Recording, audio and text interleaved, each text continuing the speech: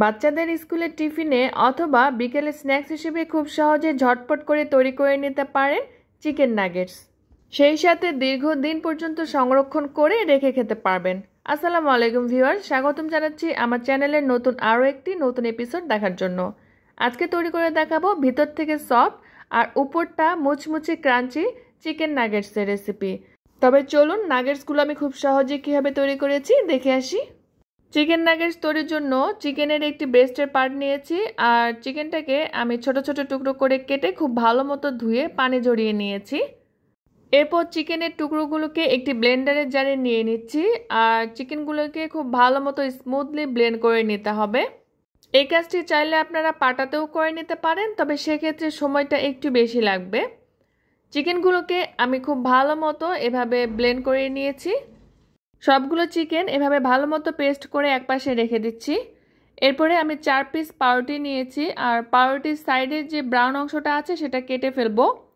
আর brown অংশটা ফেলে না দিয়ে ড্রাই করে তারপরে গ্রাইন্ড করে নিলেই কিন্তু ব্রেড ক্রাম্বসের কাজ করবে। এরপরে পাউরুটিগুলোকে আমি এভাবে 4 টুকরো করে কেটে নিচ্ছি। কেটে নেওয়া হয়ে গেলে পাউরুটির টুকরোগুলোকেও আমি গ্রাইন্ডারের জারে নিয়ে খুব ভালো মতো গুঁড়ো করে নিব। ঠিক এমনভাবে গুঁড়ো করে নিতে হবে। এরপরে পাউরুটির এই গুঁড়োগুলোকে আমি যে চিকেনটা পেস্ট করে রেখেছিলাম সেখানে দিয়ে দিচ্ছি।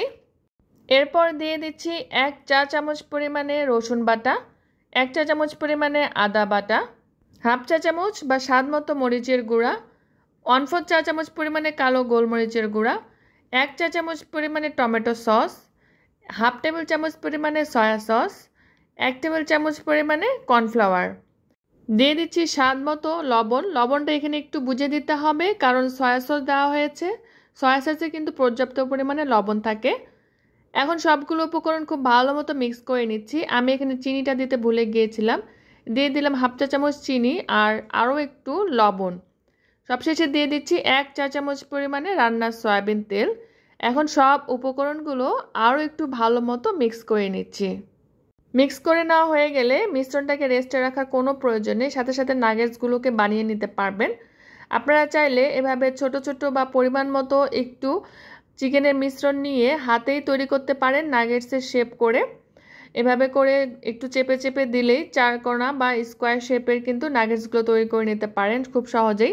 আবার চাইলে সারফেসের উপরে একটু তেল ব্রাশ করে তারপরে চিকেনের মিশ্রণটাকে দিয়ে হালকা করে ফ্ল্যাট করে দিতে হবে। আমি চারপাশে স্কোয়ার করে দেওয়ার ট্রাই করছি, সেই সাথে উপরের দিকটা যথাসম্ভব মসৃণ করে দেওয়ার চেষ্টা করেছি। এরপরে একটি নাইফের সাহায্যে স্কোয়ার শেপ করে কেটে নিব। প্রথমে লম্বা লম্বা করে কেটে নিয়েছি, এরপরে আবারও এভাবে করে কেটে নিব। এতে করে কি হয়, নাগেটসগুলো একবারেই খুব সহজেই অনেক কম সময়ে তৈরি করে নেওয়া যায়।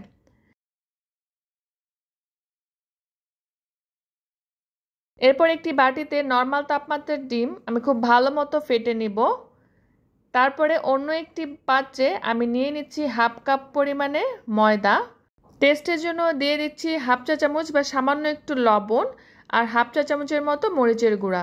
এখন সবগুলো উপকরণ একটু মিক্স করে একপাশে রেখে দিচ্ছি আর অন্য একটি পাত্রে আমি নিয়ে নিয়েছি পরিমাণ মতো ব্রেড ক্রাম্বস।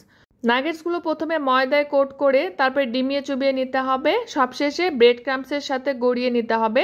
আর ব্রেড ক্রাম্বসগুলো একটু চেপে চেপে দিবেন, এতে করে কিন্তু খুব সহজেই ভালো মতো সেট হয়ে যাবে। নাগেটসগুলো প্রথমে বানানো হয়ে গেলে একটি ছড়ানো পাত্রে একটা একটা করে ছড়িয়ে রাখতে হবে। তারপরে ডিপ ফ্রিজে 1 ঘন্টার মতো রেখে যখন একটু শক্ত হয়ে আসবে এই পর্যায়ে কোনো এয়ারটাইট কন্টেনারে ভরে নাগেটসগুলোকে সংরক্ষণ করে রেখে খেতে পারবেন প্রায় 2 মাসের মতো।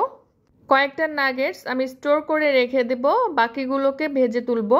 এজন্য চুলায় একটি পাত্রে আমি পর্যাপ্ত পরিমাণে তেল গরম করতে দিয়েছি। তেলগুলো যখন মিডিয়াম গরম হয়ে আসবে এই পর্যায়ে এক এক করে নাগেটসগুলোকে দিয়ে দিতে হবে।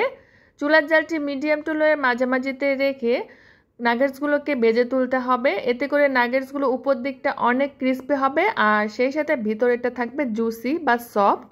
এক পাশে প্রায় 1 মিনিটের মতো একটু ভেজে নিয়ে অপর পাশে উল্টে দিচ্ছি। এভাবে করেই কিছুক্ষণ পর পরে উল্টে পাল্টে নাগেটসগুলোকে ভেজে তুলতে হবে। সবগুলো নাগেটস ভেজে তুলতে আমার প্রায় 6 থেকে 7 মিনিটের মতো সময় লেগেছে। এভাবে উল্টে পাল্টে নাগেটসগুলো যখন গোল্ডেন ব্রাউন কালার চলে আসবে এ পর্যায়ে নামিয়ে নিতে হবে। দেখতেই পাচ্ছেন নাগেটসগুলো কিন্তু আস্তে আস্তে খুব সুন্দর একটি কালার চলে এসেছে। এ পর্যায়ে নামিয়ে নিব। আর এই নাগেটসগুলো কিন্তু দোকানের মতোই একদম পারফেক্ট হয়েছে। উপরেরটা অনেক ক্রিস্পি, সেই সাথে ভিতরেরটা জুসি। এই নাগেটসগুলো খেলে কেউ বুঝতেই পারবে না যে এটা আপনি ঘরেই তৈরি করেছেন।